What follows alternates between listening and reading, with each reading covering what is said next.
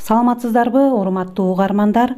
Агайдын устаттык өнөрү китебинен активдүү практикалык сабак жөнүндө деген тема боюнча маалымат аласыздар. Сабакты даярдаган Салтанат Бейшенова, Талас облусу. Айрым көп жыл педагогикалык кесипте иштегендердин сабагына кирсең, класс тынч отурат. Эч бир ашыкча кыймыл, сөз, суроо, жооп. Класстын билим алуудагы активдүүлүгү сезилет. Сырттан бир караганда бул эң жакшы көрүнөт.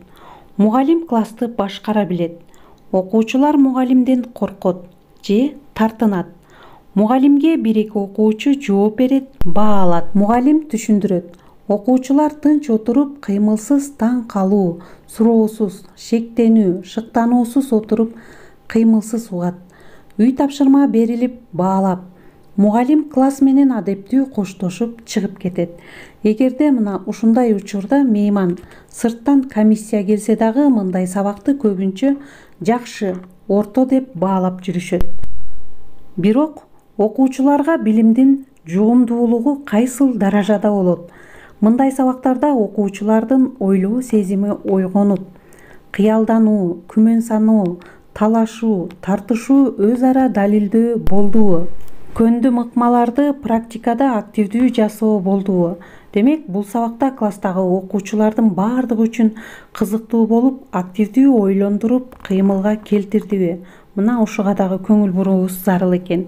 Же жөн эле тартиптүү түр көрсөтүп, реалдуу иш жүзүндө сабакка катышпастан, ой кыялы, сабактан сырт башка жактарда болуп, эптеп 45 мүнөттү өткөрдүбү?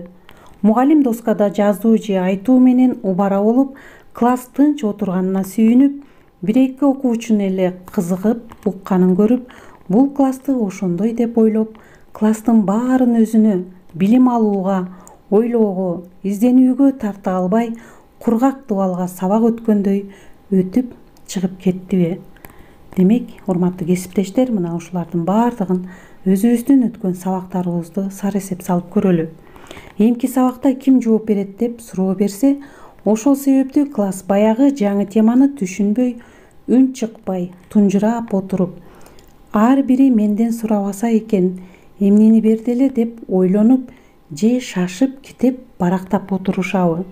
Мына ушуга көңүл бурушубуз зарыл. Урматтуу кесиптештер, жаңы темада баардык окуучуларды өзүнө тартып, активдүү, жеткиликтүү өтүлсө, эмки сабактын жакшы өтүлүүсүнө өбөлгө. Башкача айтканда, улам бир сабактар кийинки сабактын жакшы же начар өтүүсүнө себепчи болот. Педагогикалык ишмердүүлүктү сабак өтүүдө биз мына ушул себеп-натыйжа байланышын, чынжырын унутпообуз зарыл. Класста ойлоо сезими, кабылдоосу, иш-аракети пассивдүү болуп, бир да окуучу калбоосу. Активдүү практикалык сабак өтүү жөнүндө айрым метод сунуштар. Көңүл буруңуздар, урматтуу кесиптештер. Эң алгач класстагы моралдык психологиялык климат, эркин активдүү ойлоп, сүйлөп, иш-аракет жасап, билим алууга ылайык болуусу керек. Ал үчүн класс жетекчи, предмет мугалимдер класстагы окуучуларды өздөрү МПКны ушул багытка даярдоо боюнча иш алып баруусу зарыл. Урматтуу кесиптештер, МПК деген бул өзүңүздөр билгендей эле моралдык психологиялык климат.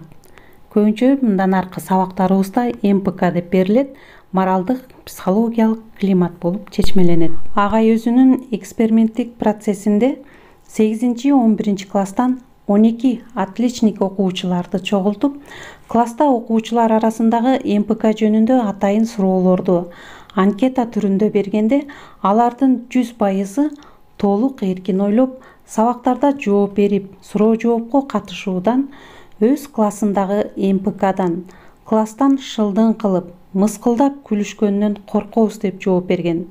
Ал эми 70-80% эркин активдүү ойлоп, билим алууга шарт түзүп, жагдай болбойт деп да жооп беришкен. Демек, эң биринчи кезекте урматтуу педагогдор сабак өтүүдөн мурда класс ичиндеги МПКны эң жакшы түзүп алып, андан кийин сабак өтсөк жакшы болот. Урматтуу кесиптештер, бул сабактардын уландысын дагы кийинки чыгарылыштардан көрө аласыздар. Андыктан каналга катталып койсоңуздар, өз алдынча көрүп турасыздар. көңүл бурганыңыздарга чоң рахмат.